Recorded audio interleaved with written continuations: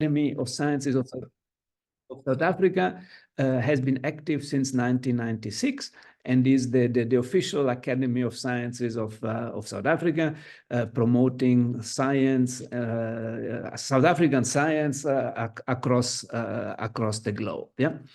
ASSAf is a membership-based institution, yeah, whose members are all well-established scientists in their respective areas of expertise, and these members are always very happy to share the expertise for the general benefit of society. Yeah, ASSAf conducts studies that inform in an evidence-based way policy decision of government, for examples. And this morning, we want, with our esteemed panelists, promote the basic cyber infrastructure that we have in South Africa for the benefit of research and innovation. Yeah?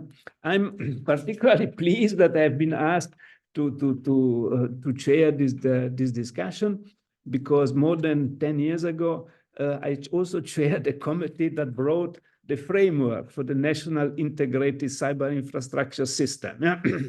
And the three speakers that we will hear just now had the three pillars of the integrated cyber infrastructure system that the framework that we wrote about 10 years ago, more than 10 years ago, envisaged. Yeah? And it was really a pleasure over the year to see that the recommendations of that panel, of that committee, have all been implemented and led to made really a difference in the South African research and educational system. Yeah? So,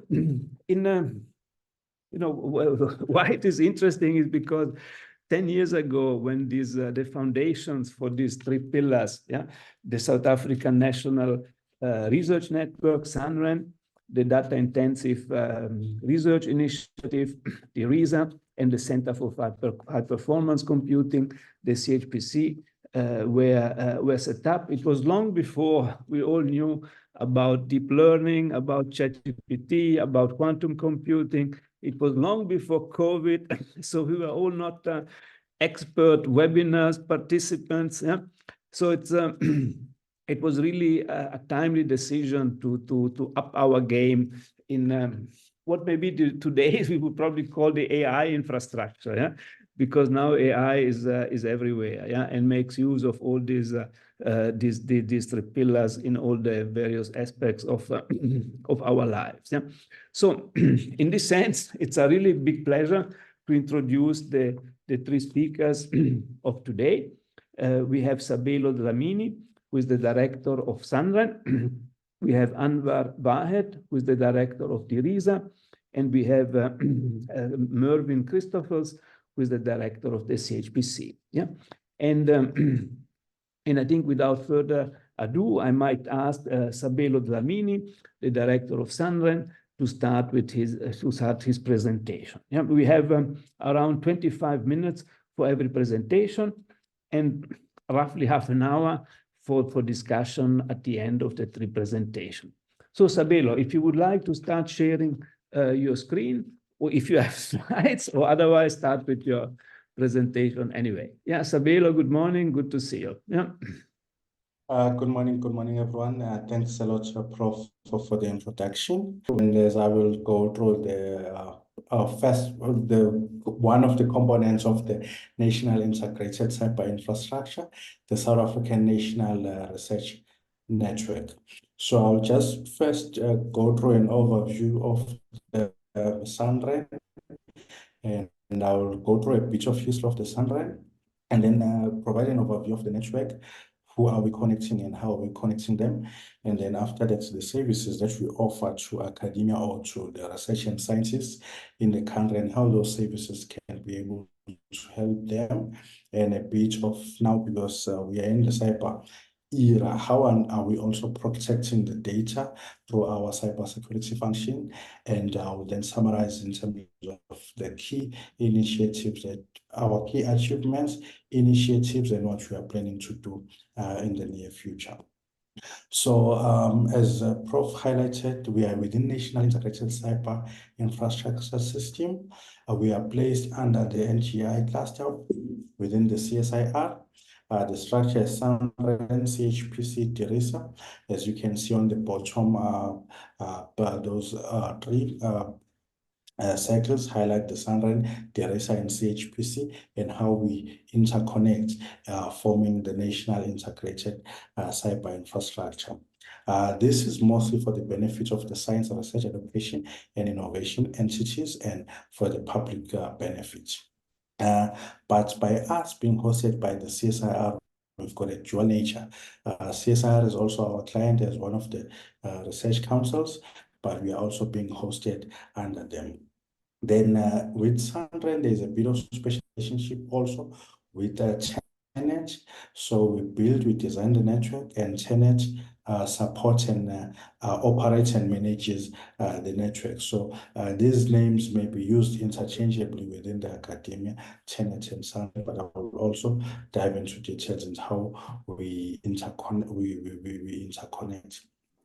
You can see on the bottom right, our more strength is whereby we are integrating large data transfer, fast saver or data transfer. This is where the scientists and academia get most of the benefits, where they go to one-stop shop, whereby there's connectivity, there's computing here, there's also storage. As my colleagues Anwar, Vahed, and Mervyn, Christoffels will also unpack, and at the end of the day, at the end of the presentation, the discussions, we will show you how this two fit together. So first, our relationship with SANReN, with TENET. South African NREN. Most countries have got NREN, what we call National Research and Education Networks. These go back to the ages of ARPANET, DARPANET, the predecessor of the current internet as we know. This was an research when the universities were trying to interconnect and share data among themselves. And they created this network that was built up to TCP/IP, whereby they are able to share and transmit data among themselves. But it grew and grew up until it became the current internet as we know it. But the issue is the commercial service providers do not have the capability to cater for the research and education needs, because most of the institutions are interconnected. They transfer huge amounts of data for research purposes, and if you charge per data or charge per usage, it becomes too expensive for the universities or research entities. So most of the countries create these functions of NREN to enable free flow of data and also openness in terms of data sharing between the institutions of higher education, research councils, and I'll unpack those in details. So South Africa is a special case, one of the most innovative models in the world, whereby we've got SANReN, which is government funded, and we've got TENET, which is a non-profit entity. This partnership is one of the most successful public-private partnerships that we've made it work with TENET in providing the services. So for us, we normally design and build the network, and then TENET comes in and operate the network. On the services, we engage mostly with the academia, the researchers, and to understand their unique needs and try to develop the services that will be able to address those specific needs. And then once they are stable, we hand them over to TENET for hosting and supporting it. So that's the high level relationship between us and TenneT. So as you can see on the bottom, there are a number of NRENs in most countries. Each country has got its own NREN. As you can see, Zambia has got SANReN, Kenya has got KENET, RENU, in Uganda, GENET in UK or GISC, RNP in Brazil, SENET in China, and we work very close with these entities through a number of forums, whereby we also facilitate the exchange of data among different institutions, among key national research projects, projects like Large Hydrogen Collider, Hydrogen Collider projects, the upcoming SKO projects, and that we are supporting by facilitating partnerships with these national NRENs to facilitate the transfer and the exchange of information amongst the different researchers across the globe. Moving to South Africa, the history. How did we come to this level? So South Africa had always had a national research and education facility. It was called UNINET. It was started in 1987, and it was closed down in 1999. So it was connecting most of the key countries. The initial speed was 9,600 second, and it was increased to 25 kilobits per second within 5 years. This was facilitating the interconnectivities among the countries, funded by the DST at the time. But I think because of the changes of strategy, it was closed down in 1999. And when it was closed down, there was a void within the academic space or within research and education space, and TenneT was formed. TenneT was formed as an NPO just to help address this void that came in with the closing of UNINET, of our original NREN in there. And this is how TenneT started building the network, and it became a fully licensed electronic ECNS in 2008. But subsequent to that, I think also the TenneT was mostly focusing on tertiary institutions, mostly universities, and but there was a void now for the research councils and other entities within the value chain of research and education. And SANReN was started in 2005 by the funding from the DST. The funding was over the 3-year period, and it was being hosted under the CSIR. That's why you'll always see the interchange of naming between SANReN and the CSIR. So the network was built, but because of some bit of overlap between SANReN and TenneT, then there was a collaboration agreement that was entered between these two entities that is still in place up to now, to say how do we build a network as SANReN and how does TenneT operate it.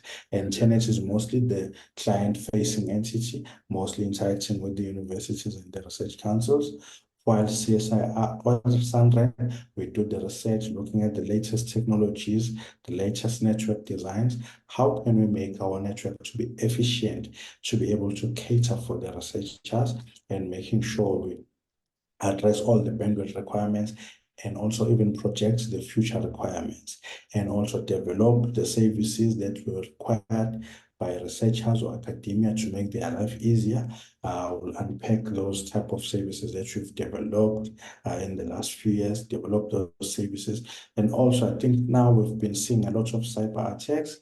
We also have got the function that looks into that I'll unpack into details in the upcoming slides.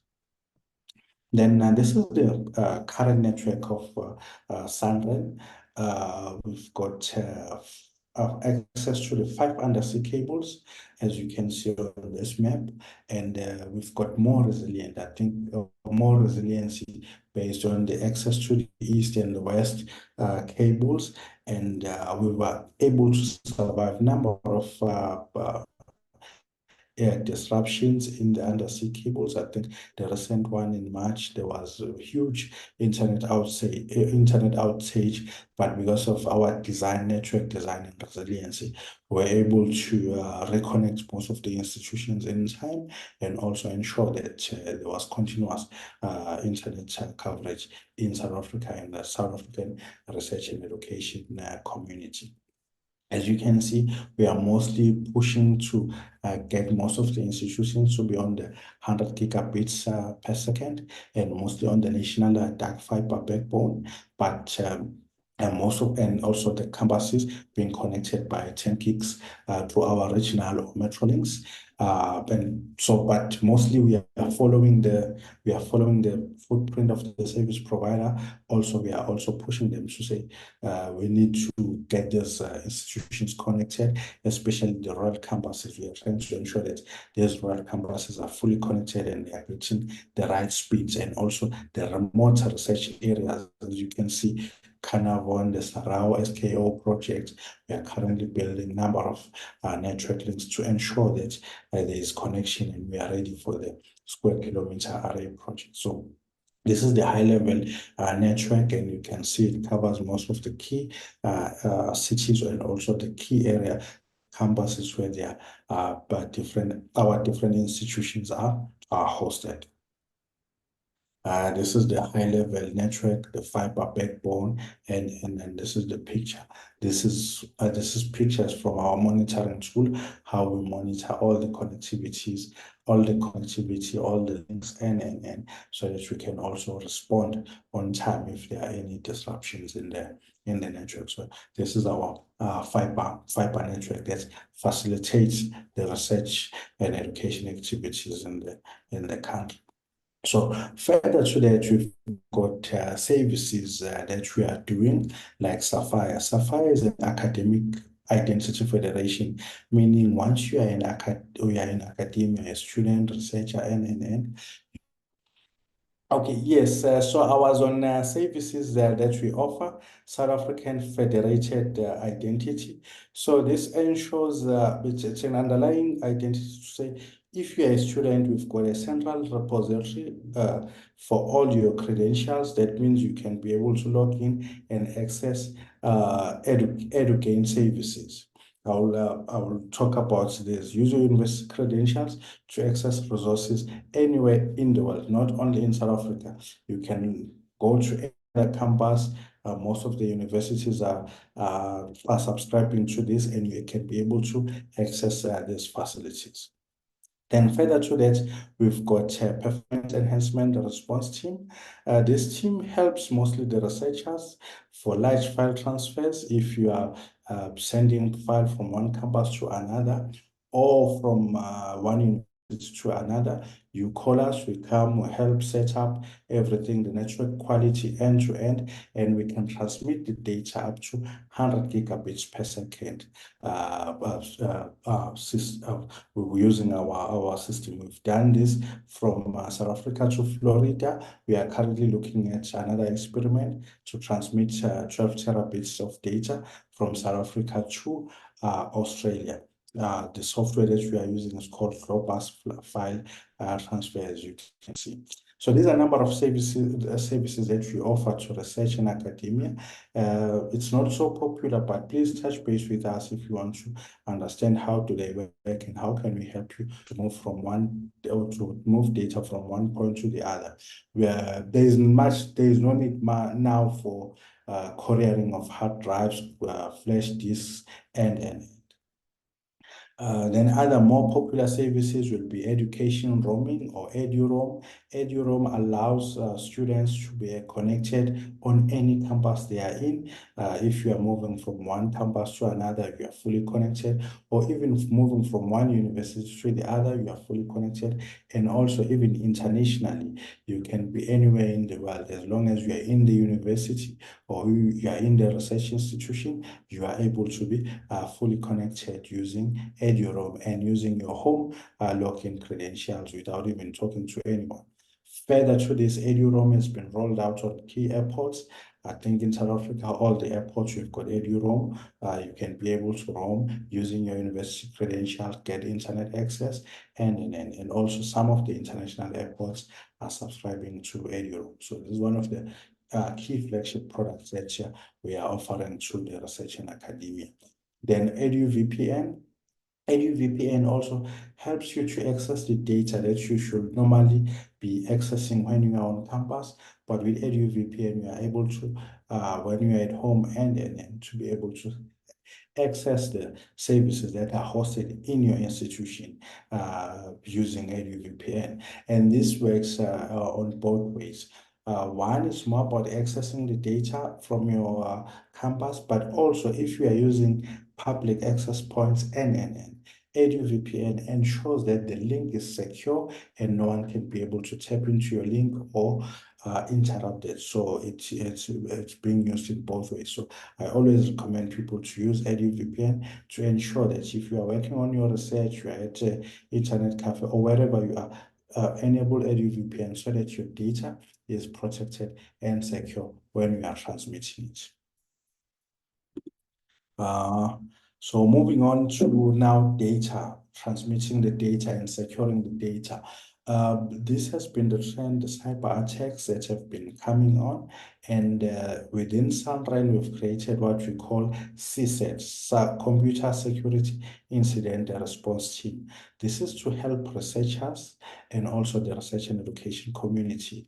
For us, we are mostly looking at proactive, new ransomware, new threats, and then we've got a number of researchers that are always researching, looking at the latest threats and how we can defend and protect our researchers throughout based on this type of threats that are coming in, denial of service checks, and so this component was started in 2016 and we accredited by Trusted Introducer in 2018. We are also the first member. FIRST is an international society that tracks all the threats across the world and put them in a database. So as SANReN were able to access that database and look at what are the possible threats that are incoming, latest viruses, and communicate that with our member institutions, that is universities or even our end users, how to look into them and how they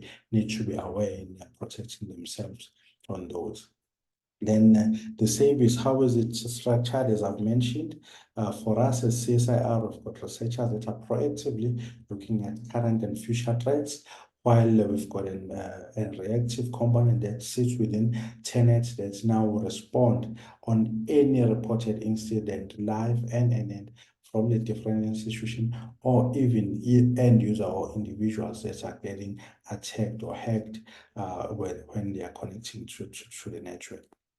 So we've got different engagements with SAF. This is our PA in Netherlands, GIANT in European Union.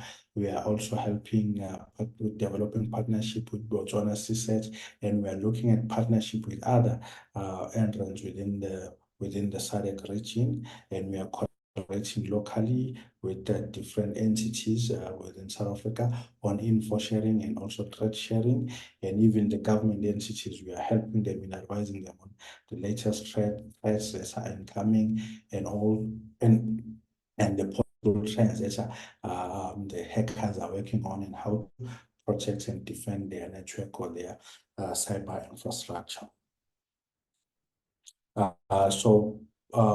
Part of that, you've got what you call cybersecurity challenge, the CSC. The cybersecurity challenge is always towards the end of the year, hosted at the CHPC conference.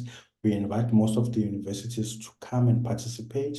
So what we do, we create a lot of problems. We are trying to develop the cyber soldiers or the cyber skills within the country, whereby there is always attack and defend type of games that get played with number of universities that apply. As you can see the picture, there are students that were participating in our last event. So we are inviting most of the students to come and participate in this so that they can be aware of the cyber threats, and also they can improve their skills. This also improve their problem solving, allow them to also meet the industry experts that we are hosting, and improve their job prospects. But all in all, it's more about cyber awareness, them being able to understand what's exactly happening around the world and the possible impacts of these cyber threats. So that's the high level in terms of the CSAT, and this is the timeline. It was established in 2016. We've created the Cybersecurity Challenge in 2017. We are accredited by trusted introducer in 2018, first member in 2020. We've done the network security call. This is the research initiative that we are partnering with the University of Pretoria, and we are hoping to expand it to partner with other institutions that have got cyber security research functions. And so this is just the high level in terms of trying now to develop capabilities and skills now to protect the network or the data that is traversing through our network. Then further to that, I think we've highlighted our collaboration and partnership, especially with TNET. We've recently partnered with South African Broadband Education Networks. This entity helps us in aggregating all the TVET colleges and backhauling the traffic to the SANReN network. Recently, we've connected all the TVET colleges to the SANReN network in partnership with SANReN. We've got HATA. This is the consortium for IT directors across all the universities, higher education, information technology of South Africa. We engage with HATA on a regular basis to look at the trends, share the information, and in terms of our National Research and Education Network. By being within the SADC, we are virtue of that, we are partner of Ubuntu Net Alliance. Ubuntu Net Alliance is a regional REN covering the SADC southeastern countries. So we partner with them in also facilitating the free flow of data among SADC countries. So if you've got projects or collaboration with different institutions, we help facilitate the data transfer or knowledge sharing amongst those partner institutions among Ubuntu Net Alliance. And then the Sarawa, I think this one is the key that I will also highlight a bit. South African Radio Astronomy Observatory. We are supporting most of the entities under Sarawa, and also SOL, SANZA, and the key projects, SKO, and mostly connecting their sites. I will highlight a bit, especially the projects connecting Carnarvon, connecting Sutherland, and trying to ensure that the data that is generated there gets securely transmitted back to the computing facility center, especially to the CHPC in Cape Town. In Cape Town, Mervyn will also unpack more about that. Unpacking this partnering with Sarao to help radio astronomers in facilitating their research. And as I've mentioned, these are the institutions that we are currently connecting, the 26 public universities in South Africa, and also the science councils that we are currently supporting and connecting into our network. And we are currently busy with these projects, backbone meshing, I've highlighted, providing 100 gigabits links, augmenting the network to carry the TVET campus traffic. We are refreshing the core in the different metros, and we are building the dark fiber that I've highlighted for Sarawa, from Losberg, Meerkat to our CHPC facilities in Cape Town, and also Sarawa in Itemba Labs.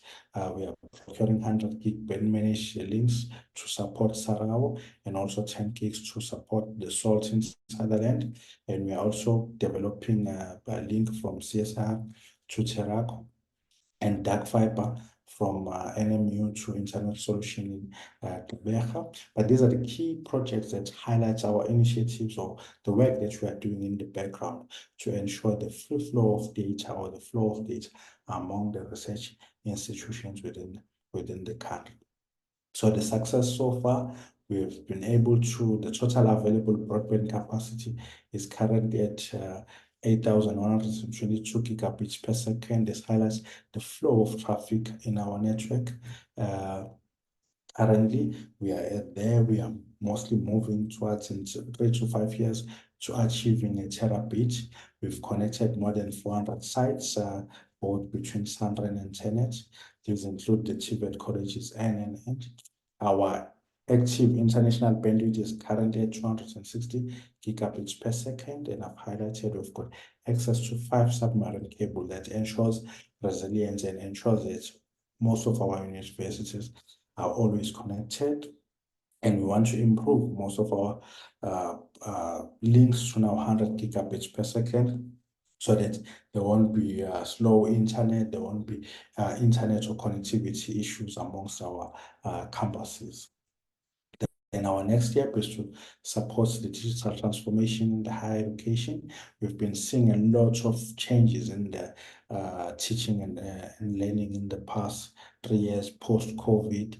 Most of the lectures are being streamed. Most of the lectures are being done online, tests, and so we are trying to ensure that most of the campuses are well connected and they are able to sufficiently deliver this type of services. So as we are fully meshing our backbone, connecting the TVETs, and the traffic is increasing drastically, and you can see that the TVETs are embracing this internet connectivity, and they are even using it as part of their teaching and learning, and we're continuously working on improving and upgrading the bandwidth as required.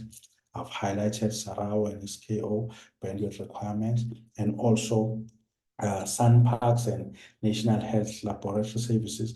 These are about a number of entities that are within the value chain that might not be as popular or as well known as maybe traditional universities, but we are trying to connect them to ensure that they are able, their research is well facilitated.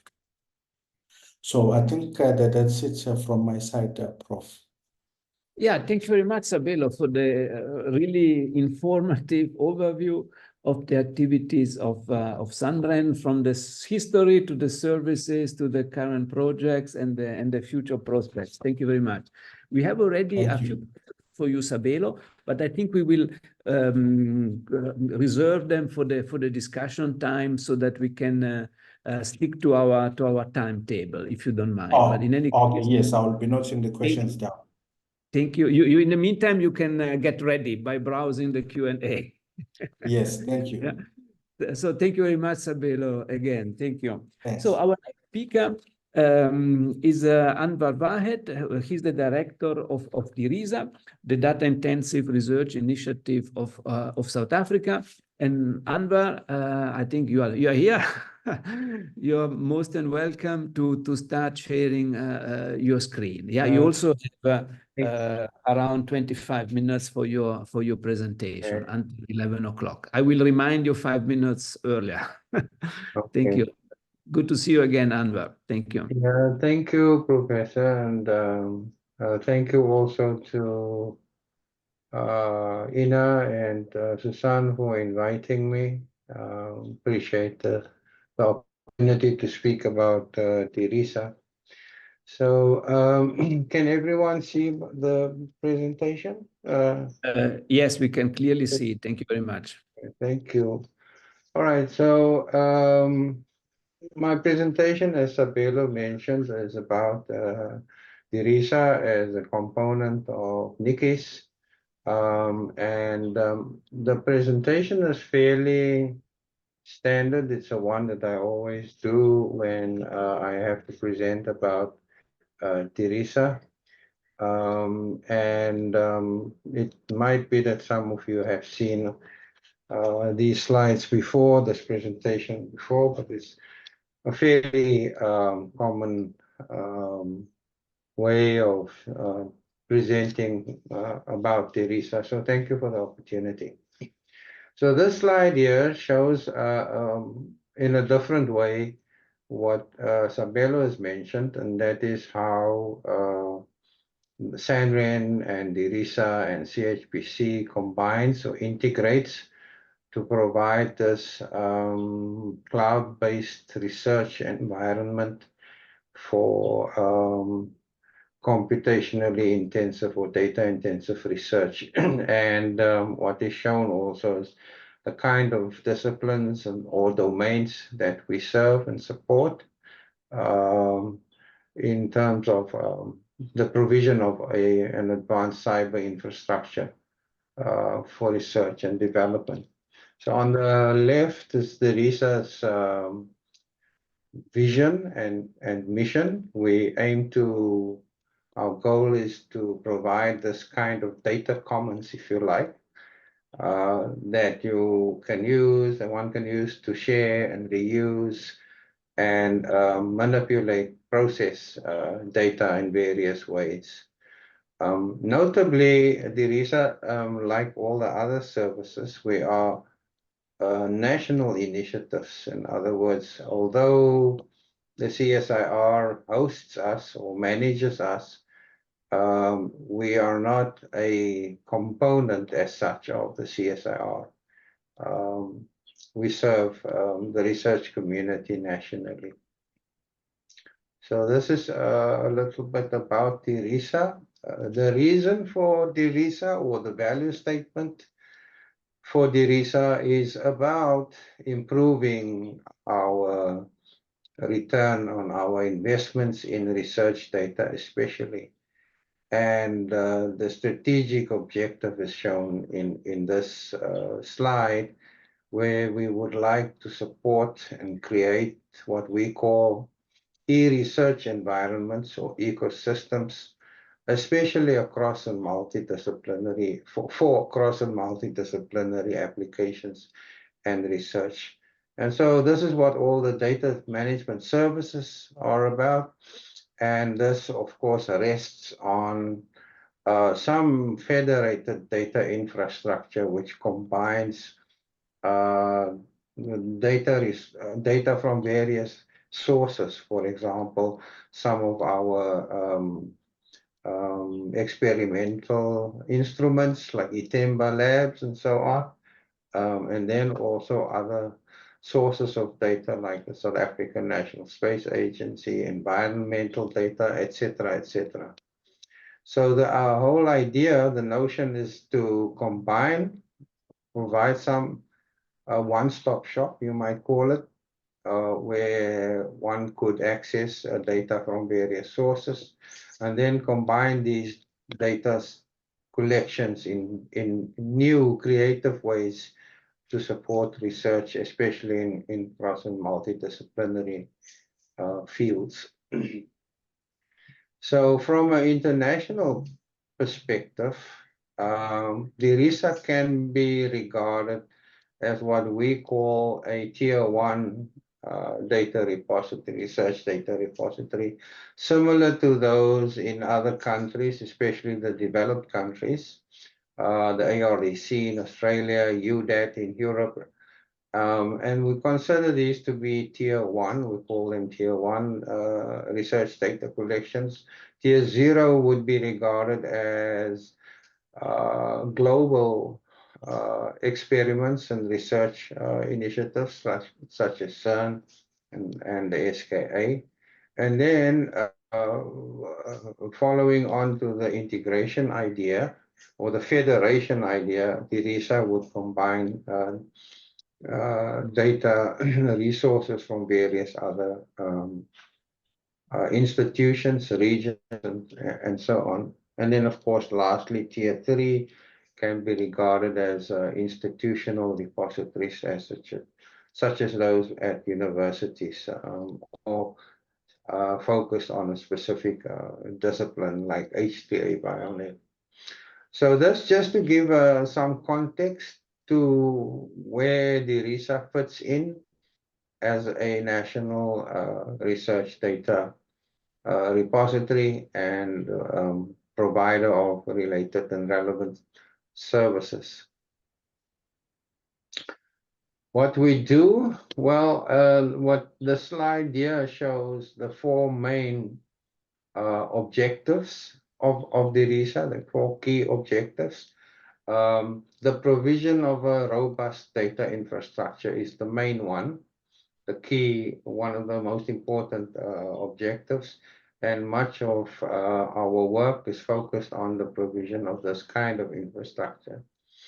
Then we are also involved in what one could call thought leadership, where we contribute to relevant and related issues, aspects, strategies. From a national perspective, we develop strategies. The big data strategy is a good example of that. We contribute to policies pertaining to data, and we support related activities such as open data, open science, and so on.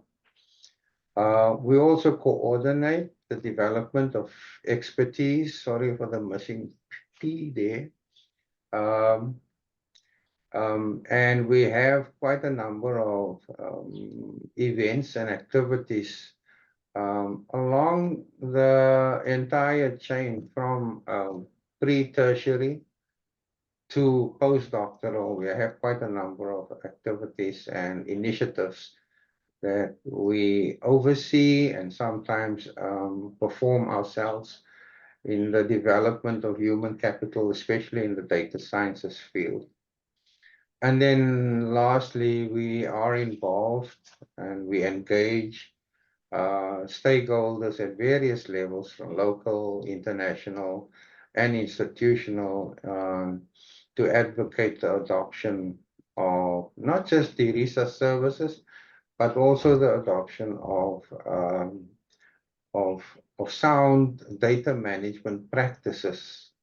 And I'll go into that a little bit more in more detail further in the presentation.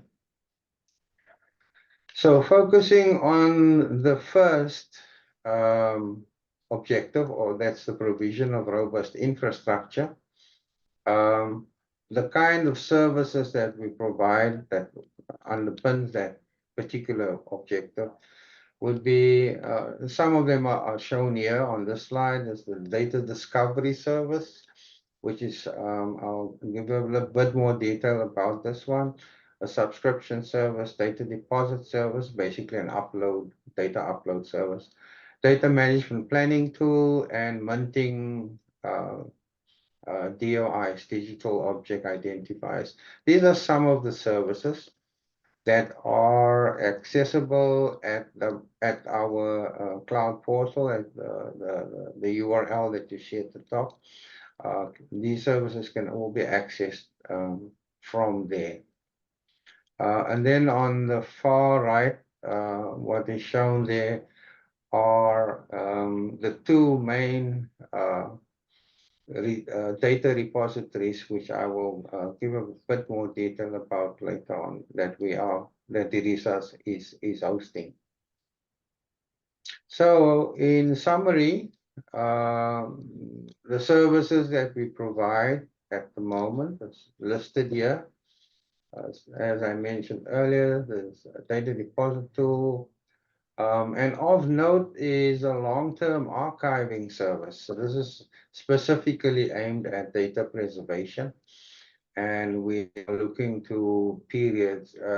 at periods of 10 years or more, specifically aimed at preserving or curating data that would be valuable for research purposes in future.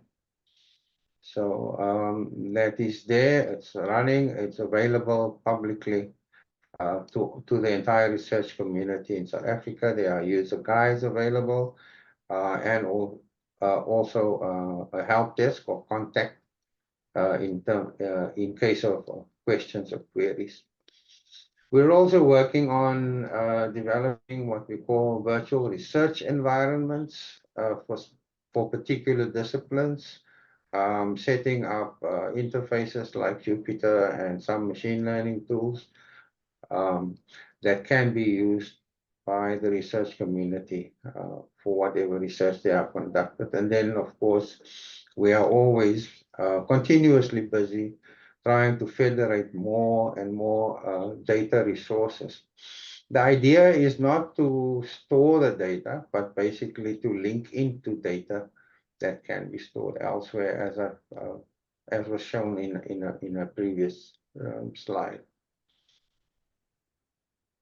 So how does it work? Well, you start with a fairly simple process of subscribing to DIRISA. You go to this particular URL, and once subscribed, the picture shown on the right is the authentication interface. The moment you are subscribed as a DIRISA user, you get 100 gigs of immediately accessible storage for free.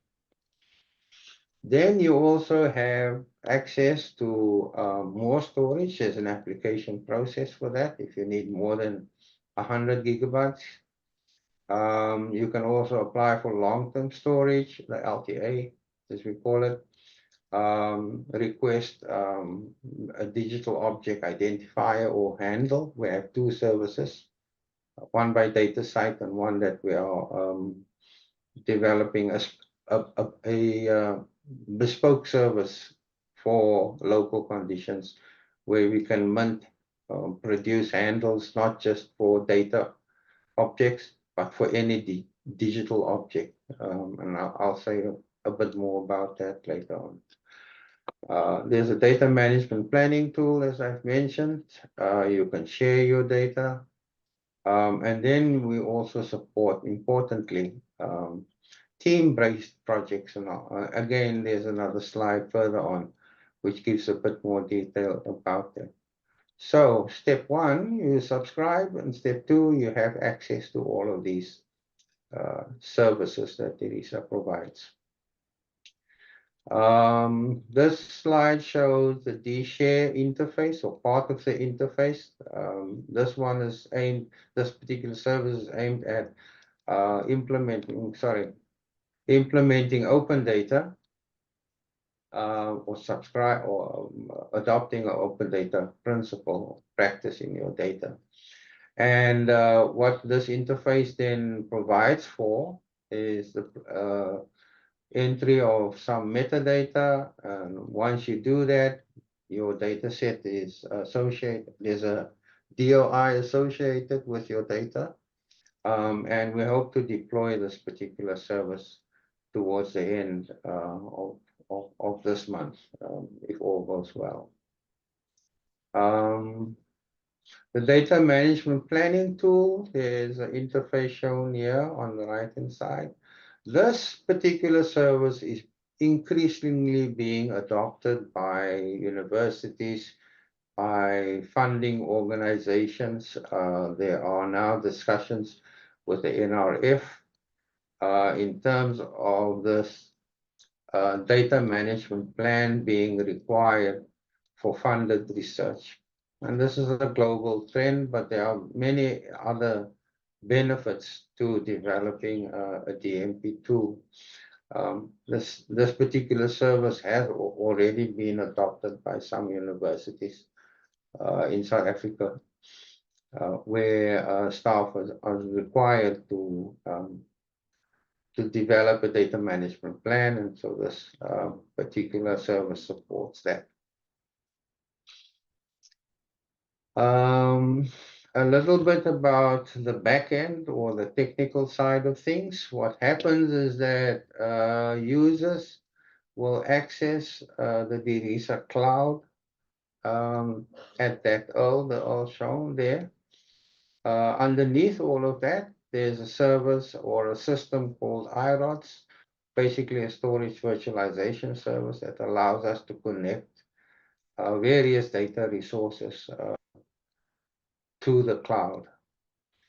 And at the moment, we have these two particular data repositories. There's what we call a hot storage of 8 petabytes, and then the long-term archive currently at 20 petabytes. And there are plans to increase these storage volumes as the uptake of each one of these storage facilities are increasing, and we do have a need for more more storage volumes, and we are working on that.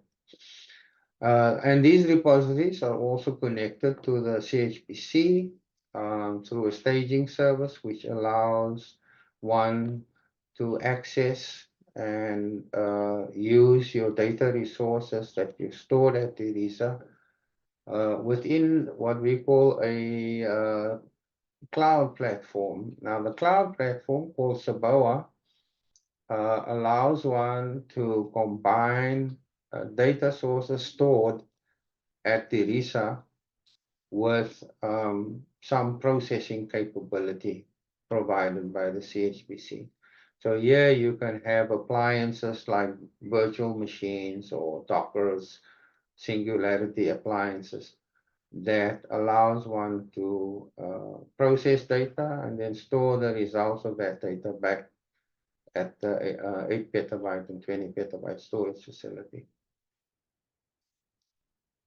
The data access model that we've adopted is the one presented by the Open Data Initiative, and we particularly focus on the three highlighted access models.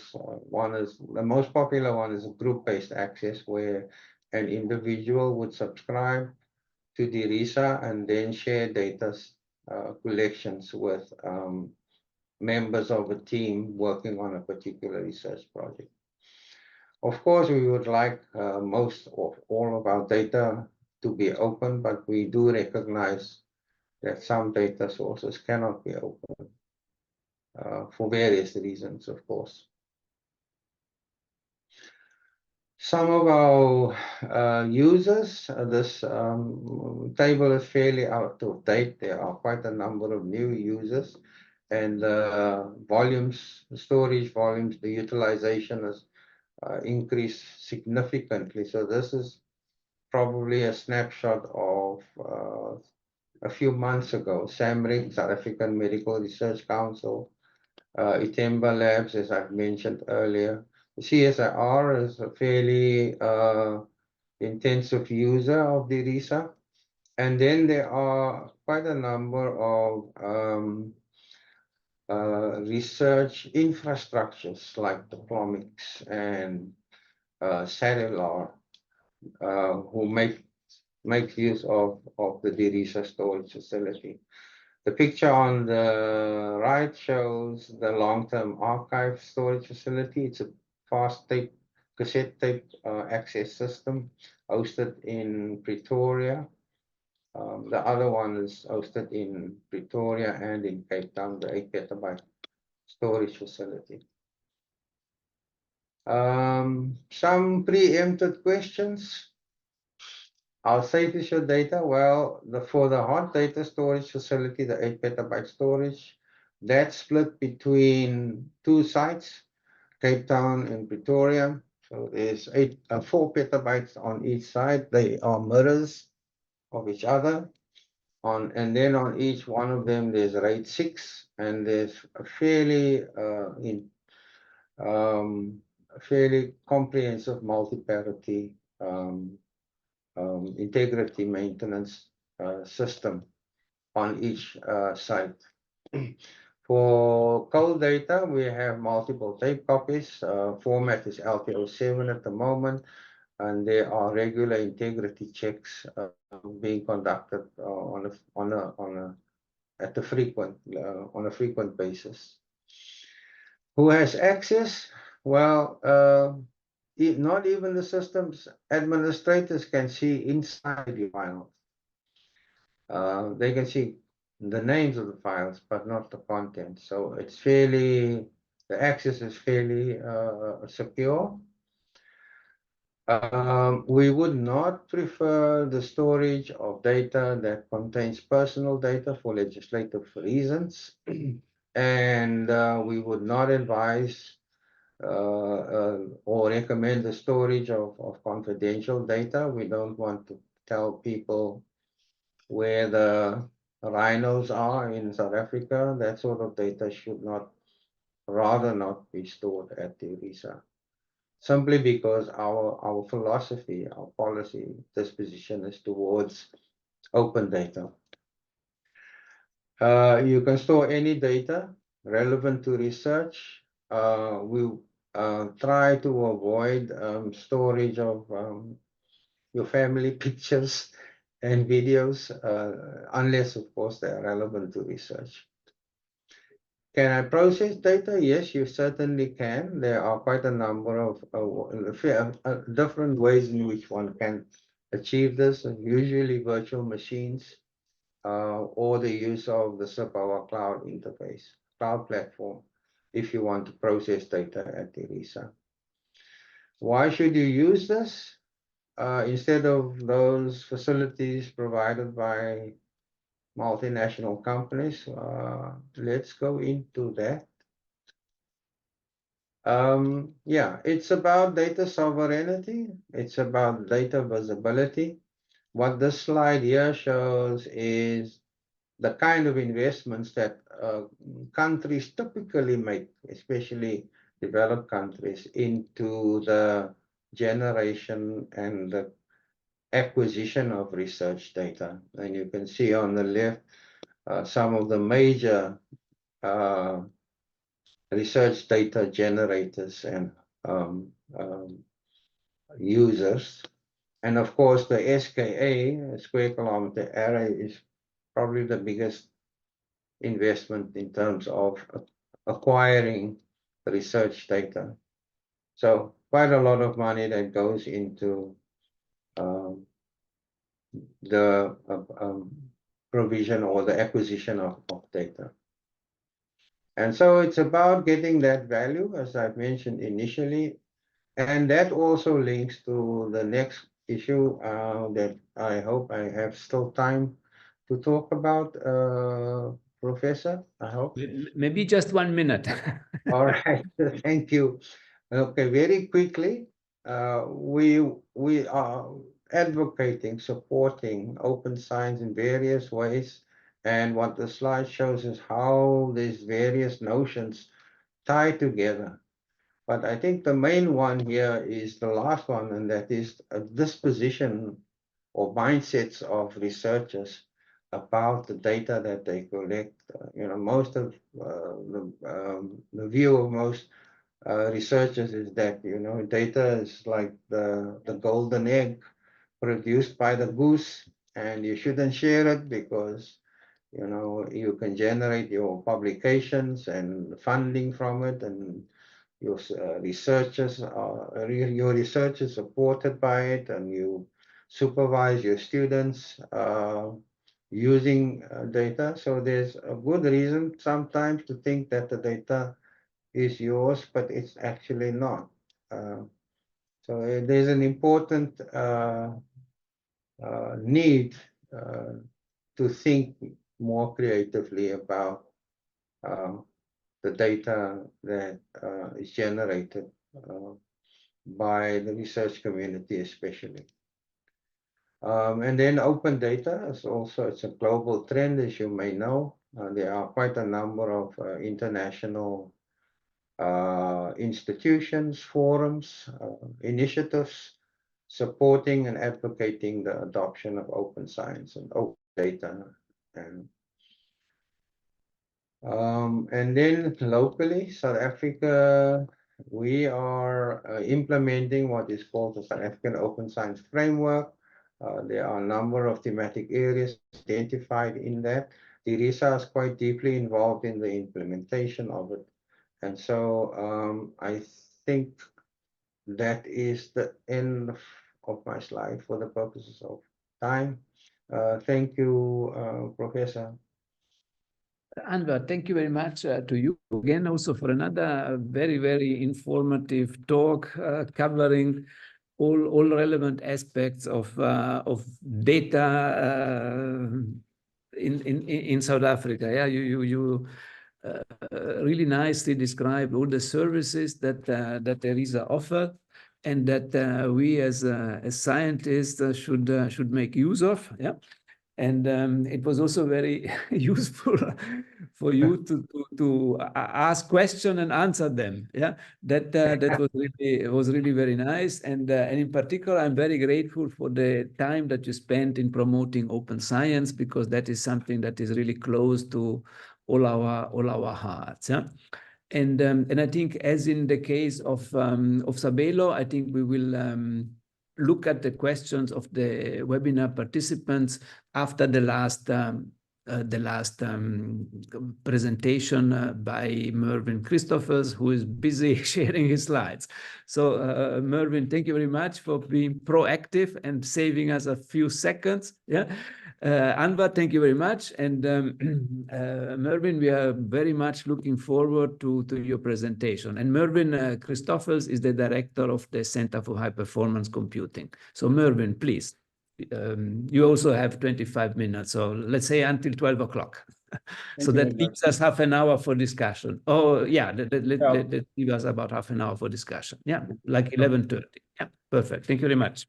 No, thank you, Prof. Francesco, and thank you for the invitation. I think the title, Advancing Science in South Africa Through High Performance Computing, Connectivity and Data Services, needs an answer.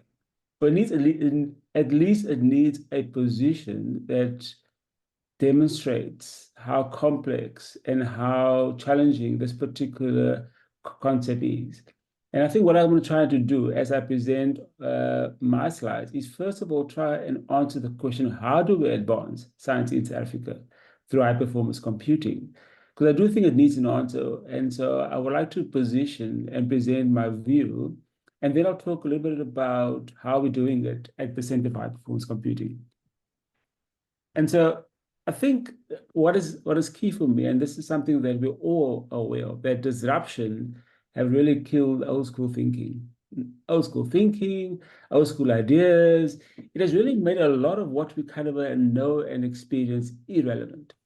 And I think if you take one of the key, one of our key components of this disruption, it's really about the digitization of our environment. And I think you all recall that book that came out in 2015 by Klaus Schwab. We kind of spoke about this new world that is emerging, and this new world that we're going to start to live in and operate in.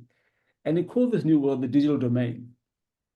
But little did we know that in 2015, when that book was launched, that actually, in fact, not will we be living in a new digital world, but actually, in fact, everything around us will be digitized. And so we saw this impact kind of being created, right? We saw the impact, first of all, in the educational system. And so that kind of was the first way that felt these disruptions. And that's probably because there's low risk, right? There's low risk in education. So you found online schools, online services.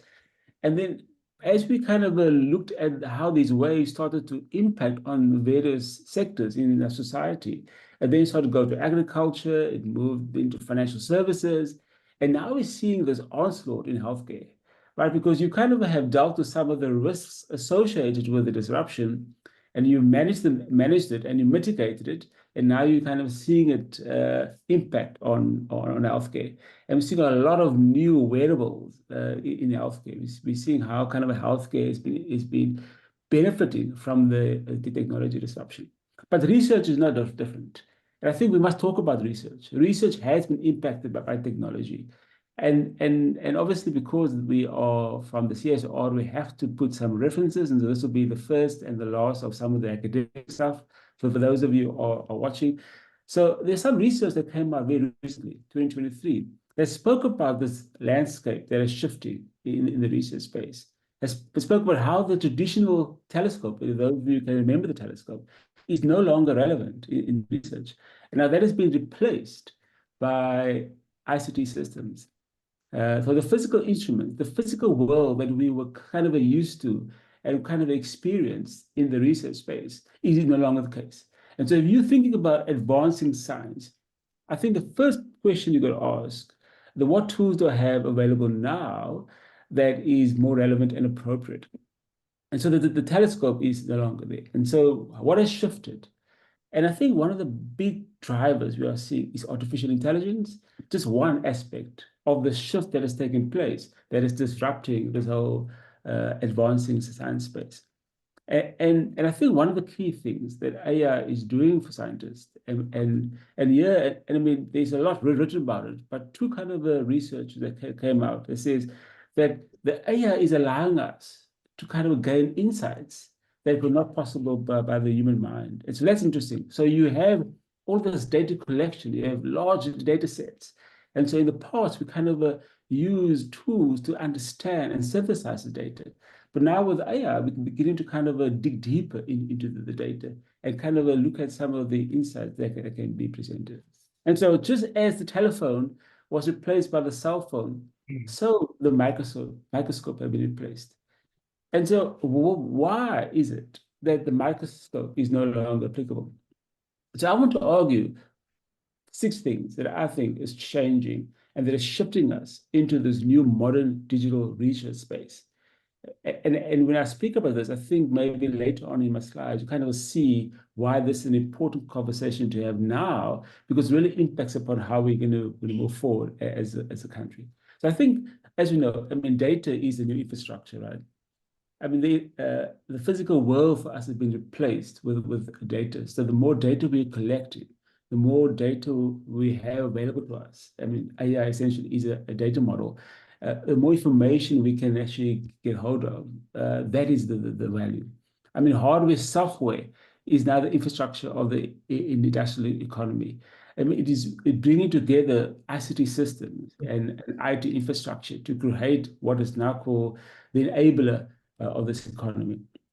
I think content generators, and I think this for us is interesting as we look at science and how science is advancing, that the knowledge creation used to be dominated by universities. And so if you, over the last 5-10 years, I mean, research papers that came out of universities were seen as the custodians of new knowledge. But that is no longer the case. I mean, there are the Googles, there's YouTube. Content generators are actually generating the knowledge. And so the question is, if the universities, up until recently, were the custodians of the creation of new knowledge, they're now having competition.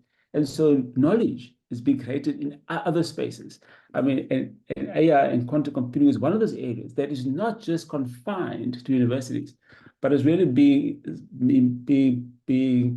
driven by other institutions, by other centers. So that's kind of an interesting disruption. That's another thing for me, which I speak about a lot, is curiosity. I think we've kind of, we grow up curious. I mean, all of us. I mean, kids grow up curious. I was curious as a child. But society has somehow have allowed us to grow out of our curiosity. So we stop asking the questions. And for a number of reasons. And so the question is, if we as an African society want to harness the knowledge that we have, the skills that we have, to kind of solve some of the most complicated problems that we have to go back to the basic curiosity that we all have as citizens. We can't depend upon the 24-year-olds that emerge at university, the ones that have the honors and the master's degrees. The cohort is too small. And so how do we kind of look at this sense of curiosity that exists across Africa and say, how do we take all of that interest in understanding the unknown and apply that to solve the problems that we have? Because if you're really going to wait for the 24, 25, 26-year-olds to get to the point where they can do research, I think it will take us too long a time to kind of solve our problems.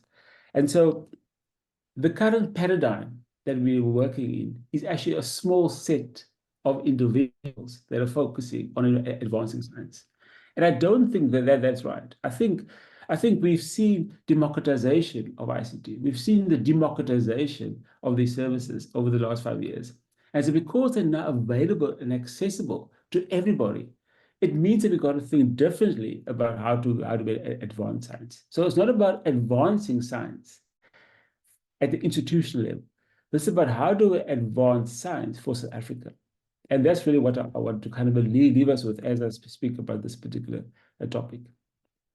And so for me, and I think Anwar has really touched on this, open digital research, open science. And so what the vision that I have for South Africa, if we're going to advance science, if we're going to create a new paradigm for research to take place, it has to be about access by everybody. And so for me, how do we create an open digital research platform that's available for anyone that's curious, everyone that has a question? Everyone has it. But what do? We go to Google, we go to ChatGPT, but we all are curious.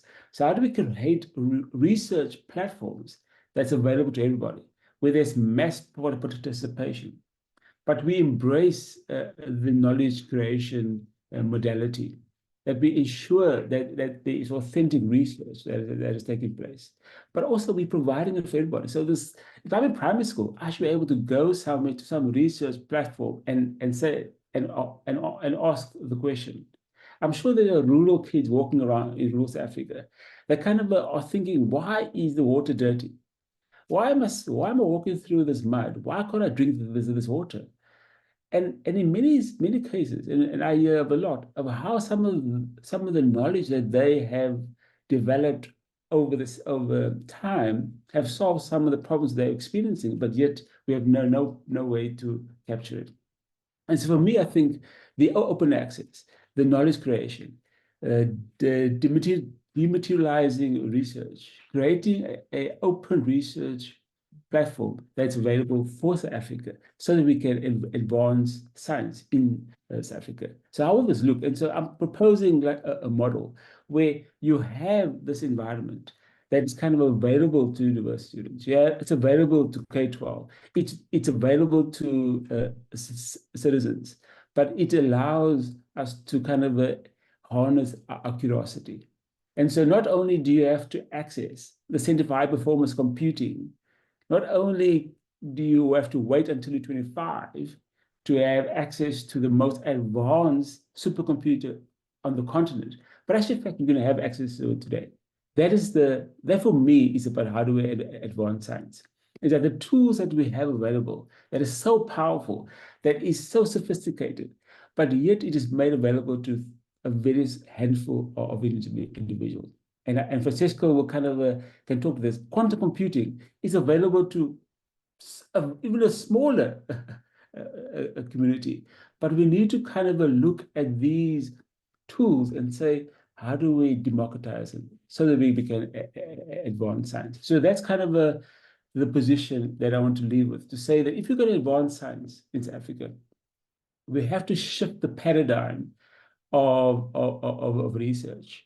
And the way you shift the paradigm of research, to say that research cannot just be the focus of a few, that we got to start to get the largest African community involved in the idea of solving complicated problems and start to develop the research modalities from a younger age, and not kind of unlearn this to be curious, but to take people's curiosity that is kind of entrenched, that we're born with, and kind of start to grow and develop that. So that's kind of answering the first part of the question. So what are we doing at the Center for High Performance Computing?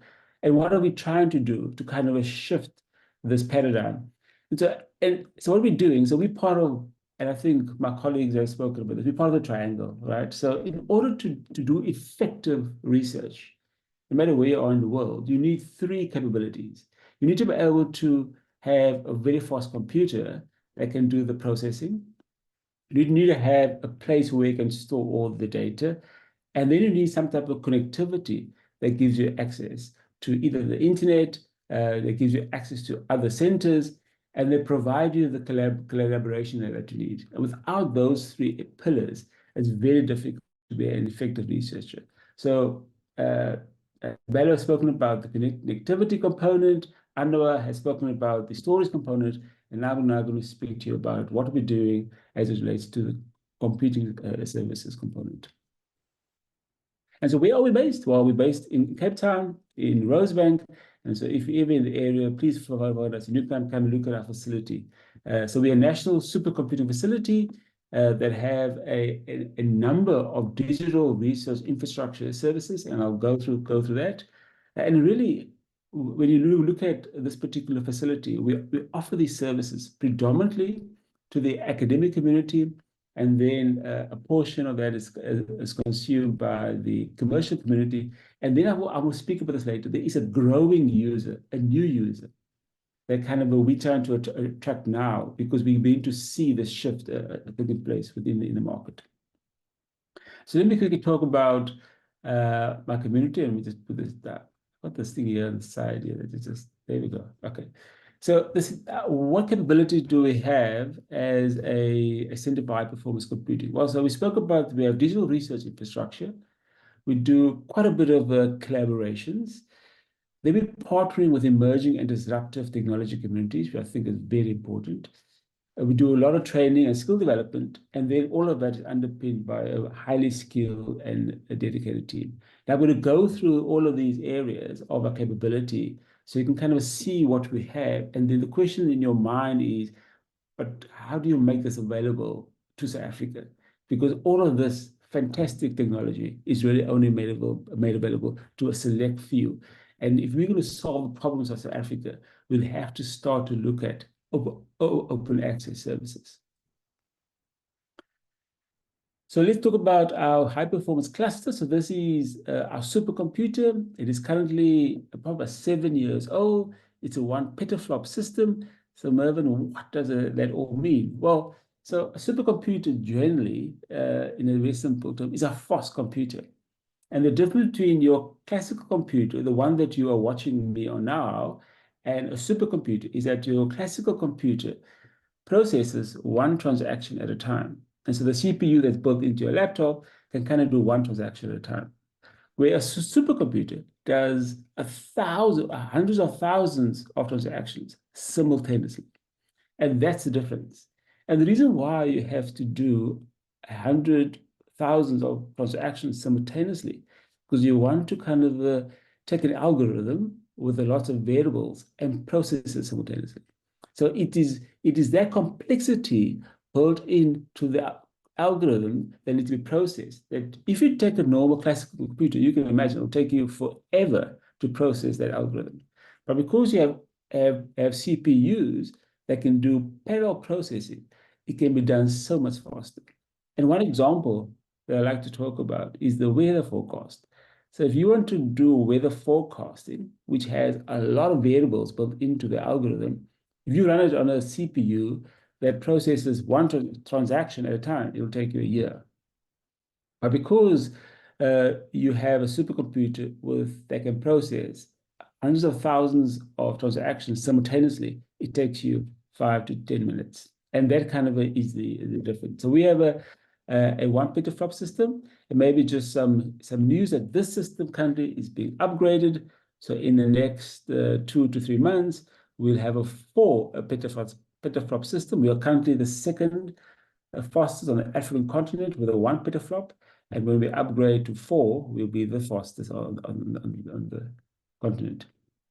We also have a GPU cluster, and this particular cluster is predominantly used by our researchers that are in the AI and machine learning spaces.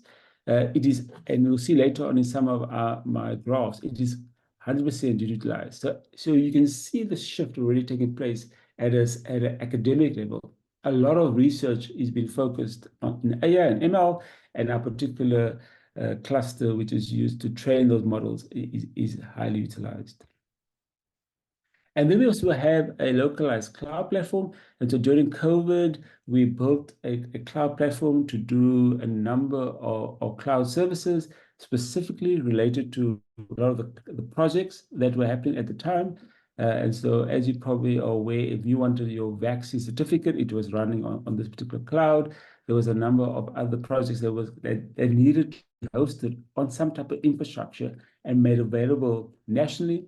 And this is the infrastructure that is used at the CHPC. And so the question that you got to ask, so what's it? I mean, thank you, Mervyn. That's great. You're showing us lots of nice pictures, and you got a lot of nice hardware. But what impact are you making? And that's an important question to ask, because that's what drives us as a center. what's the impact? So let me briefly talk a little bit about the impact that we're making. So this particular slide just shows you, we've got a cluster that's been operational for the last 7 years. And as you can see, the orange bar indicates the number of active programs that are running on the cluster. The blue bar indicates the amount of hours of availability that the cluster has. And it's important to note that since 2016, there's been an increase in the amount of active programs. But obviously, as time passes, so the infrastructure also starts to age, and hence we're going to replace the infrastructure, because it's been running already for 7 years, and we're already seeing that some of the hardware is so old that you cannot actually keep it active anymore. But that is the demand that we see across our infrastructure. The other impact that I want to share with you is publication. So because we're an enabler of the research, most academics use our infrastructure to develop research. And then when that research is published, we actually get the accreditation for it. So in the past 3 months, there's been 113 research papers that have been published because of that work being managed by the CHPC, or work that's being processed on the cluster. And so in the last 3 months, also 140 research programs have been allocated. And so a research program is that when a researcher wants to run a particular project on the cluster, it registers that as a program. And so in the last 3 months, we had 140 new research programs registered. So high-performance services or supercomputing services is becoming a critical driver in research. And we'll see that a bit later as well. Just to show you the type of user community that we have. So predominantly, we have the higher education sector. 70% of our users come from the academic institutions. 7% is from the private sector. 9% is from the rest of Africa. And then we also have some 14% comes from public institutions. Those are like the research councils, your MRC, etc. So the predominant user community is actually the higher education, which is probably right, because the center is geared for that particular community. If we look at the amount of hours that kind of is being utilized, as again, it makes sense that the academic institutions, of which there are 26 universities, kind of make up the bulk of all the hours that are consumed by our HPC cluster. To show you the type of breakdown of the universities that are utilizing it, there are 26 universities in the country, and every university have access to our HPC center. That is, as you can see, some universities probably have more utilization because they're obviously running programs that require the use of supercomputing services. And then on the right, it's just the amount of hours. But this kind of demonstrates that the university sector across Africa all have access to our services. I think maybe something just to drill down. So what are some of the active programs? You're probably wondering now, what programs are utilizing your supercomputer? Well, as you can see from this slide, on the left, the most active programs are the bioinformatics, as people are trying to discover new drugs, bioinformatics, the chemistry, earth sciences, obviously mathematical sciences are very high.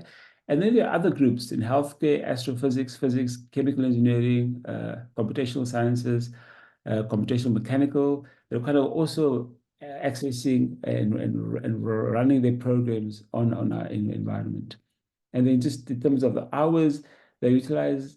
And so the question is, Mervyn, why has chemistry got such a high number, or mathematical sciences? Well, it takes longer to run those programs. So if you're running a mathematical model, you need probably more hours to run the model versus if you're sitting in physics or you're sitting in bioinformatics. So hence the consumption of our services requires more time because of the domain in which they are sitting. Again, just to point out the amount of research outputs it's been 3,111. And that's kind of for us great. I mean, so we begin to see that our systems that we support and that we make available to our research community is being utilized for the creation of new knowledge.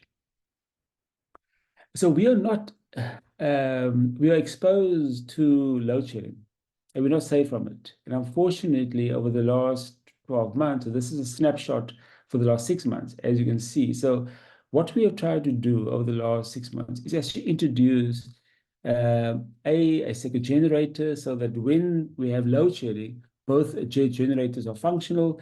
And it took us a while to get that implemented.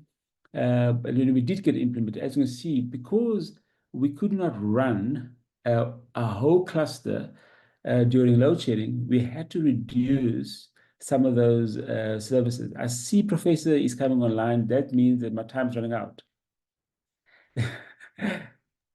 One more minute. Yeah. One more minute. So, Thank you. so I think just to point out that we are not spared by load shedding. We try our best to kind of ensure that we can provide an optimal service for our user community. And so as of December, we are running now with 2 generators. But as you can see, we have not reached the 100% utilization because of the aging infrastructure. And so we're probably running 90% of what was the original spec back 7 years ago. But in 3 or 4 months' time, when you see a new slide, you'll probably see that we are running at 100%, but at a higher specification because of the new infrastructure that is being deployed. A GPU cluster fully utilized 100% all the time, but that's just because that is where the demand is, and that's where the trade trends are. So I have lots more to talk about, Francesco, so I'm going to probably leave it there. But I think the point that I made in the beginning of the presentation is the one that I want to kind of leave with the community, is that how do we think differently about advancing science in South Africa, knowing that there's a massive paradigm shift required? Yeah, Mervyn, thank you very much for sticking to the time. And I was very grateful for your more philosophical introduction to high-performance computing, because I'm also convinced that we really need a serious mind shift if we want to look forward to the next 10 years and make them a successful decade, because things are moving so quickly. And we really need to pull all strings to stay competitive in the global arena. Yeah? You also mentioned the competition from corporates. That's something that we also need to take very, very, very seriously. And also thank you, Mervyn, for introducing the service and the uses of the CHPC. So this concludes the first part of our panel discussion, where the 3 speakers introduced the 3 pillars of the National Integrated Cyber Infrastructure System. And I just learned in the chat that Dr. Vahed needs to leave at 11:45.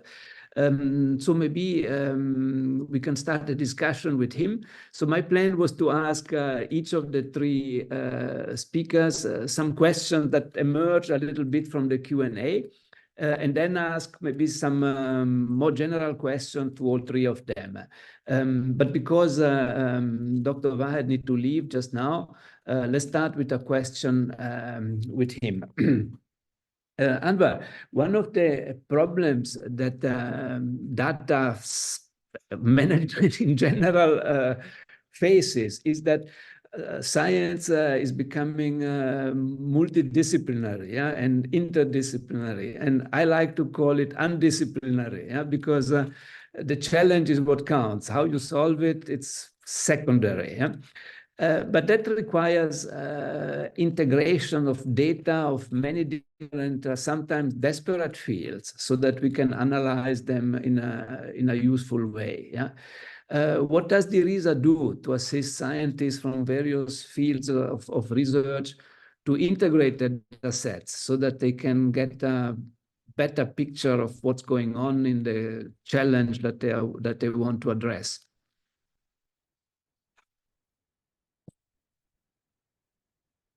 I think you're muted, Anwar. My apologies, No problem. Francesco. Would you mind repeating the question? Sorry, I was a bit distracted. What I wanted to ask you is that one of these days, our challenges are global, and there is probably no challenge that we can solve with a single discipline. So everything is multidisciplinary, interdisciplinary, and I like to call it undisciplinary, because how you solve the challenge doesn't really matter. You just need to solve it. And this has an implication, which is that you're faced with data sets from various disciplines that sometimes are not used to share information with each other. How does DIRISA assist scientists coming from various backgrounds to unify the data sets so that they can all access the information that they might need? Thank you, Professor, for that question. Good one.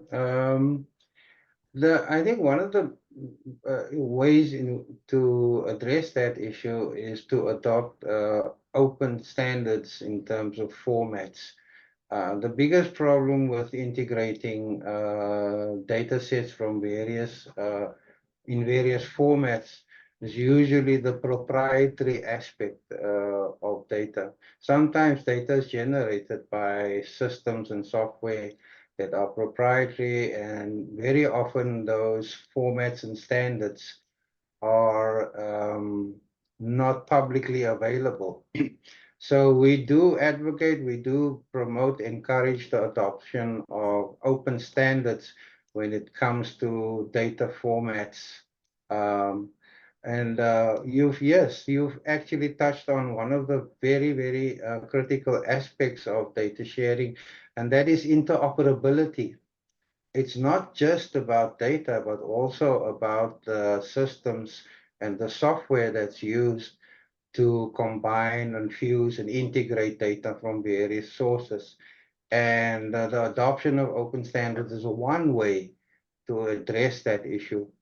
But what we do and what we can, as far as our capacity and resources allows, what we do is support users in migrating or transforming data sets from one format to another format.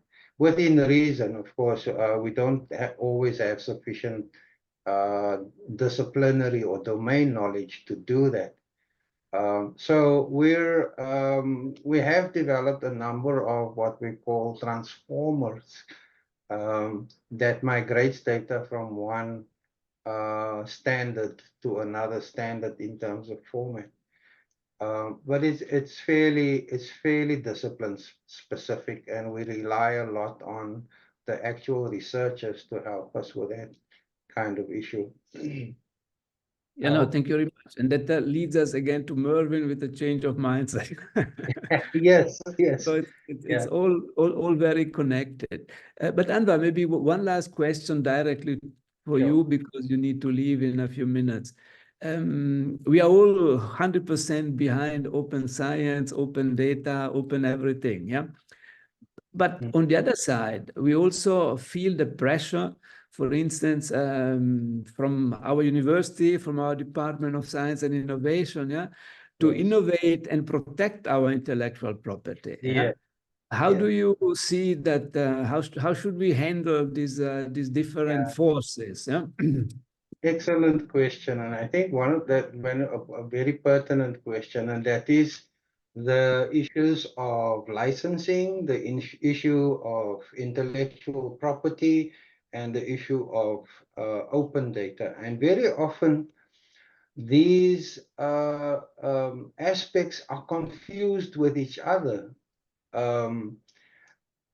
And what needs to be done is to achieve some harmony amongst these different issues of licensing and IP and copyright and open data.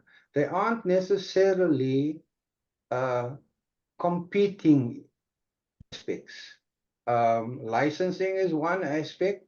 It does not as such impinge on open data. One can have open data and it can be licensed to particular users.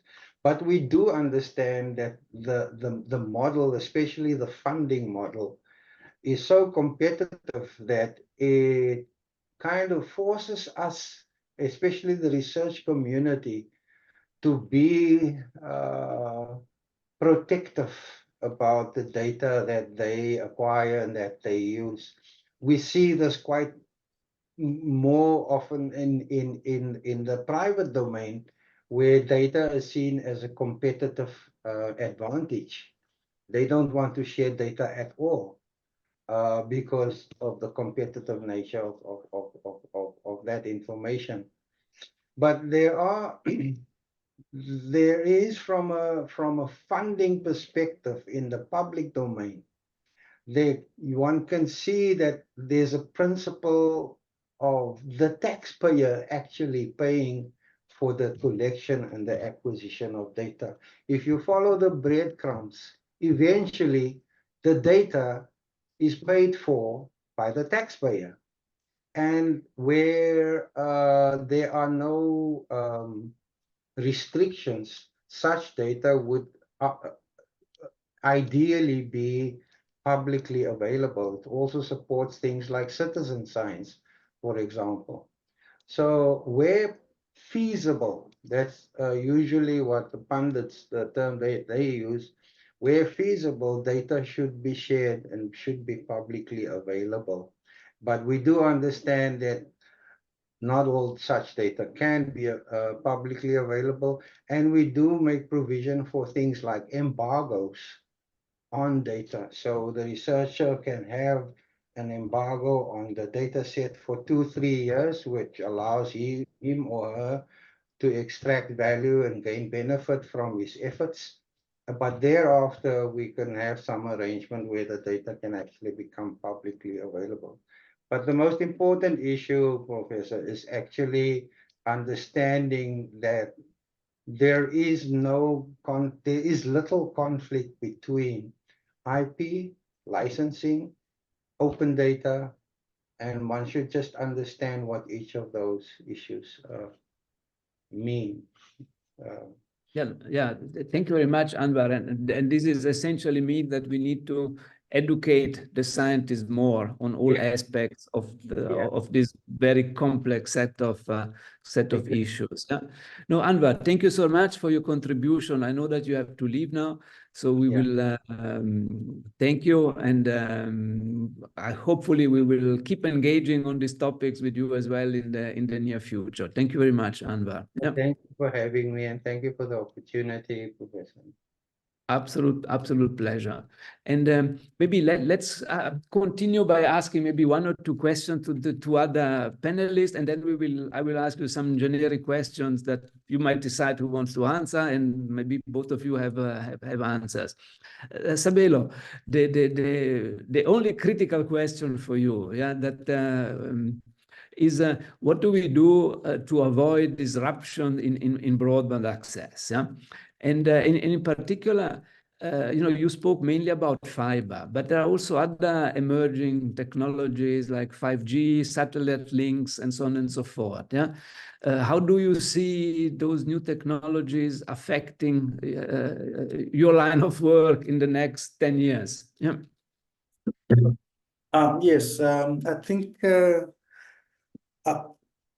the wireless technologies are in, but ideally they've got its own space within the market. And I think as you, from the fundamental physics, there is limited data that you can transmit over the airspace, and also the coding and encoding of that is also a limitation. While 5G can be having tremendous speeds, but for now or in the near foreseeable future, the research shows that it will never surpass the speeds that will be transmitted over the fiber. So traditionally, our clients are universities that have been there for mostly 100 years and are still going to be there for the next 100 years. So that's our assumption, and we try to push for dark fiber to say the primary link is dark fiber, and everything needs to be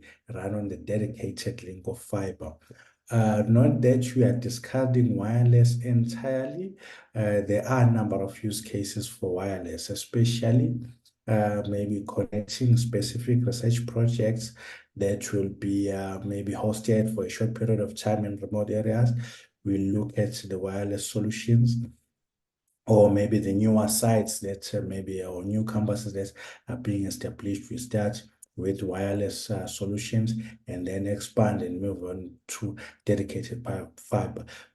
But for us, the number one priority is dedicated fiber.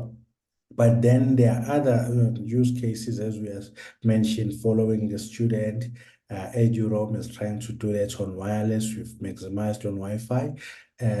Another thing is whereby we've got rural campuses, whereby maybe most of the students are being housed in the nearby communities, and it's difficult to trench and connect fiber to all the surrounding houses where the students are residing. So this is where we are also looking at wireless solutions like 5G. How can we put in 5G to the surrounding areas so that we can backhaul that type of data to the university? Because we've seen a number of incidents where maybe university students are working at night, going back and forth to campus, and maybe they experience, or they there's crime in the process, and so we are trying to avoid that, and we are looking at having that mixture. So we've got that mixture of technologies to say, in these areas, so 5G, in these areas, wireless, there is Wi-Fi 6 now, there is Wi-Fi 7, the standards are developing, and we are looking into those, and also microwave.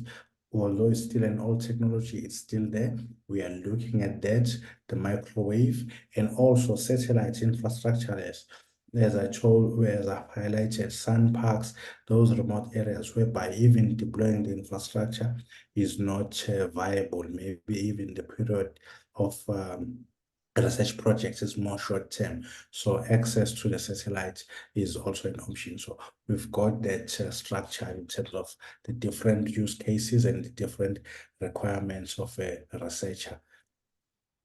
Excellent, thank you. You mentioned EduRoam, yeah, and we are all great fans of EduRoam, yeah, and it works at sports. But I noticed it makes life much easier, especially if you travel. Yes. But for instance, if you travel overseas, I also experienced that sometimes you can pick up EduRoam even in coffee shops close to the university. Yeah, do we have here in South Africa a plan to have EduRoam everywhere? Yeah, like I don't know, EduRoam on the go. Yeah. Yes, definitely. So we've done the ASSAf airports. We've been engaging with a number of property developers to have it on the malls. Libraries, I think we've already deployed it on in there. We are still having discussions with municipalities to have EduRoam on the municipality public Wi-Fi. I think we've done it in the Western Cape. So we are looking at expanding it across. So it's more about spreading the word. And yeah, for us, we are a bit proactive. We are engaging them, but in some other cases, we get the request to say, can we have EduRoam in our facilities or in our Wi-Fi access points? But yeah, that's the ideal goal, to say EduRoam should be pervasive if you are working anywhere else as a researcher in the country, to have EduRoam. Excellent. No, thank you very much, Sabelo. Thank you very much. Now maybe one direct question for Mervyn. Mervyn, you mentioned it in passing that there are new technologies also in high performance computing. Yeah, there is some that are close to my heart, like quantum computing, but also AI. Yeah, what is the generic structure to integrate these new computing technologies into traditional high performance computing environment? Yeah, so for us at the moment, we're on a journey. And so if we look at these new technologies, so AI, for example, currently they sit in separate standalone clusters. And so we have a separate AI cluster, new cluster. We have a separate standalone high performance computer cluster. And so the future architecture is really about cloud. It's really about bringing the services together in what they call in a bare metal environment. So you're creating a bare metal environment with GPUs, CPUs, and potentially even in the future, quantum computing simulators. And then that environment is then configured as per the requirements of the user. So you don't have the separate standalone systems, which we have now, which kind of has its own set of configurations, support, hardware. But essentially, you kind of take all of that hardware, put it into a cloud platform, and then make that available to the user community. And that's this modern high-performance center model that we see emerging across the world, is that the traditional high-performance centers that offers traditional high-performance services is kind of becoming irrelevant, because there's just so many newer technologies that are emerging. You can't keep on building siloed. So in a cloud architecture platform, you can just start to augment them with newer tech as they emerge. So that's kind of what we are working towards over the next year to 2 years. And that also allows us to democratize those services. And so we can make that available to everybody. If you through apps, so for example, we're developing an app for schools, and so making that app available to students at school level to access those services. And so this cloud architecture actually allows us to leverage much more than just research services, but it allows us to democratize those services, which is kind of what the dream is for us, to open up the space for more to be exposed to it. Thank you, Mervyn. Somehow you lead to the question that I want to ask to all the two remaining panelists. Yeah, one thing that really worries me. Yeah, and you addressed that in your presentation, Mervyn, is the competition that science faces from the big corporates. Yeah. We all speak AI. We all know that AI can do now unbelievable things, from weather prediction to whatever. Yeah. But the big corporates, they have farms of 10,000s of GPUs. Yeah, we have 30. Yeah, how do we plan to compete with them? Yeah, so how can we play it clever by pulling all synergies that we have across our niche system to stay competitive? Yeah, what do you think we should do? Yeah. Go work for Amazon. Sorry? Yeah. Go work for Amazon. Yeah. But it's to put all efforts all work together. for Amazon. Yeah. No, it has also serious implications, because, for instance, everybody has played with ChatGPT. Yeah. But the ChatGPTs of this work don't work very well for instance, for all the African languages, yeah, or even for European languages that are not so popular, like Finnish, for instance. Yeah. But we want those technologies to work also for the languages that are relevant for us. Yeah. And to do that, we need to train the AI, and for that we need all the GPUs if we want to do it during our lifetime. Yeah. We should really think seriously. How do we address it? Yeah, because the AI infrastructure will be super critical going forward. Yeah. Sabelo, you go first? Yes, yeah. But I think it's more about putting together our capabilities, incorporating all the capabilities, collaborating as much as possible. I think you talked about the GPUs that are incorporated. Even in human resources, I think there's somewhere, I can't remember where I read that the highest number of PhDs or people with PhDs hired, I think they're at Google. So more than any other universities, they're at Google. So they've been able to put together the brightest minds all in one. But for us, or outside that, people are everywhere else, but the efforts are not put together. So it's more about now collaboration amongst institutions, not to have all this work or all these functions being done in silos, and we are maximizing on the synergies. Thank you. I think you are completely right. Yeah, just by embracing open science and collaboration, that's the only chance we have to compete. Yeah, but there is another challenge that we face. Yeah, all these fancy cyber tools that we have now eat up lots of electricity. How do we make it sustainable? The Googles of this world, just not to want to mention a big corporate. Yeah, sorry. They plan to build their own nuclear power stations to run their AI centers. Yeah? What do you think we should do? Yeah, so maybe just to answer the first question, I think that something that we don't speak about a lot is that as science drives innovation, what we're seeing today is there's no longer an incubation period. And in the old days, you had incubation. So you had science, innovation, incubation for 5 to 10 years, products to market. And I think what's happening is that the space is shrinking. The time frame from innovation to products is shrinking. And you see it in AI and you see it in ML. And so I think this is what we're doing intentionally. We got the user that is emerging, that is accessing that transition now, is no longer the institutions, it's now actually individuals. Individuals with the ability to do math, science, computer science, they're kind of stepping into that space and kind of creating products for market as soon as they actually emerge as innovation. And so for us is that if we don't start to attract those new users today, then what will happen in 5, 10 years' time? The corpus will close in and close ranks.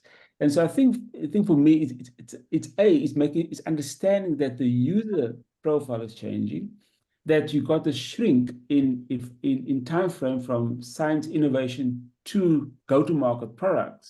That is no longer 5, 10 years, but actually, in fact, almost into 10 years. And how do we start to partner with not institutions? I think that is no longer the case, but individuals, small startups, community groups. The guys are kind of on the ground. They kind of have the understanding of the technology and know how to translate it. Because I think the majority of us will become consumers of it, but the ones that are the creators are actually, in fact, very small. And so, yes, I think you've got, but the Google is kind of the institution, but I think we got to play a much more intentional role with the kind of the small communities. And so that's what we're trying to do at CHPC, is get in there, get in early, and be the partner with what they require. Thank you. Maybe just one last question in a minute, because we need to slowly come to an end. All these things, and this is close to the core of the activities of ASSAf, yeah, is to advise government on policy issues. Yeah. In your opinion, what are the policies that we need to put in place to stay competitive and make use of these all new fancy tools in a productive way for South Africa?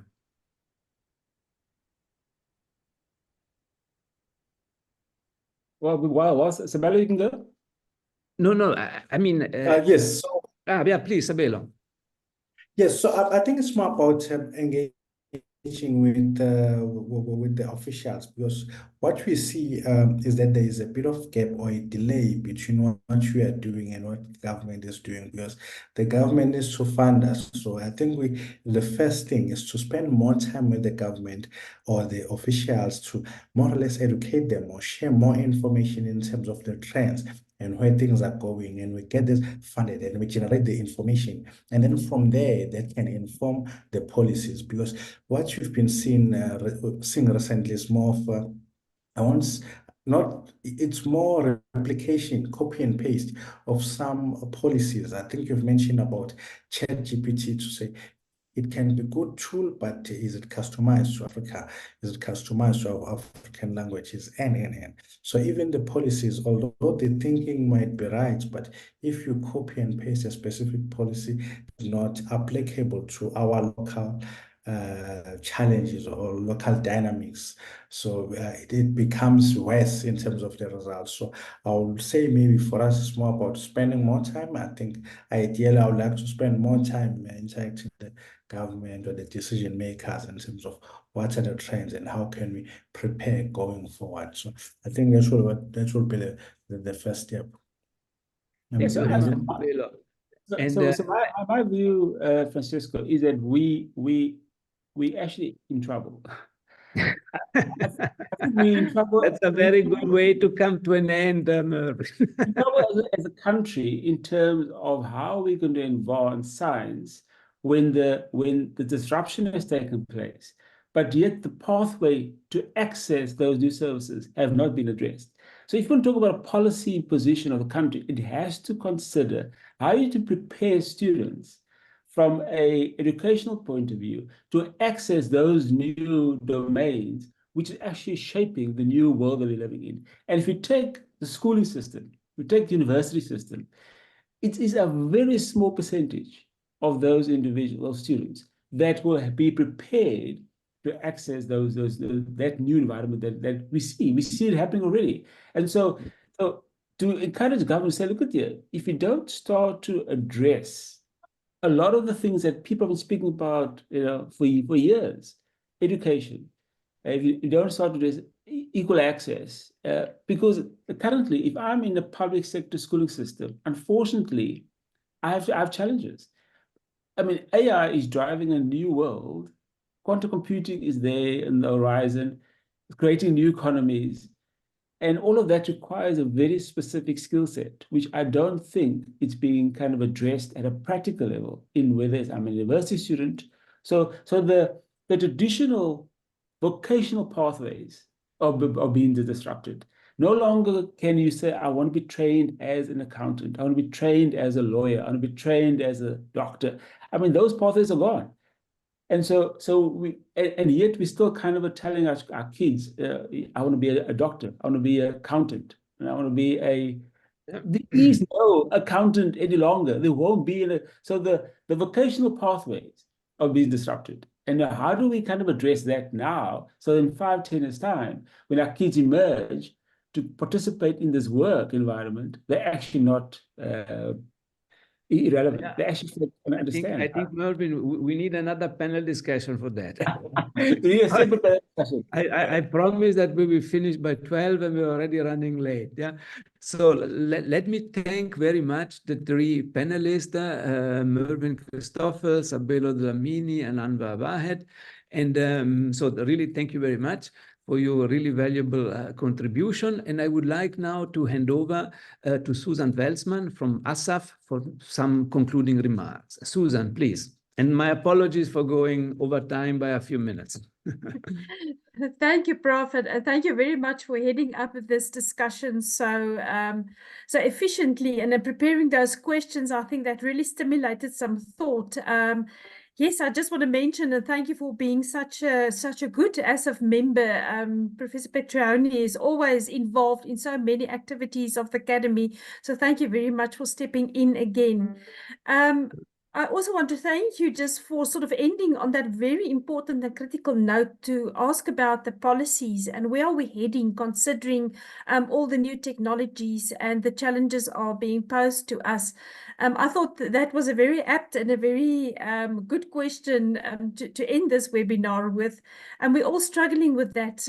If we just think about the open science policy, which has not been approved yet, and you have been hoisting the flag for open science during this presentation quite often.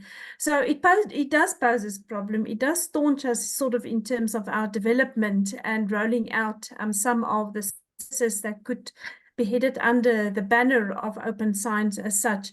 But we should not despair. I think we should continue with our small and sometimes sort of decentralized projects, because I think in the end it does make for much larger impact and value to the system of innovation. So thank you once again, Prof, for stepping in and guiding us through this webinar. Thank you very much to Dr. Christoffels for your thought-provoking sort of thoughts around the system and what's needed, especially from the HPCC. That was a very interesting take that you took. And I think it really sort of motivates us to really swing sort of our debate and the lenses we apply to something far more strategic and impact and valuable to the system. Sabelo, thank you very much. We benefit from many SANReN / Tenet services. I've been getting some WhatsApp messages from my colleagues to say, oh, this is where Jerome comes from. Oh, and this is where, is this also where Zoom sort of belongs? And the response was very positively. Just be ensured that it does make a difference to researchers and to the academic institutions. It is right what people have remarked.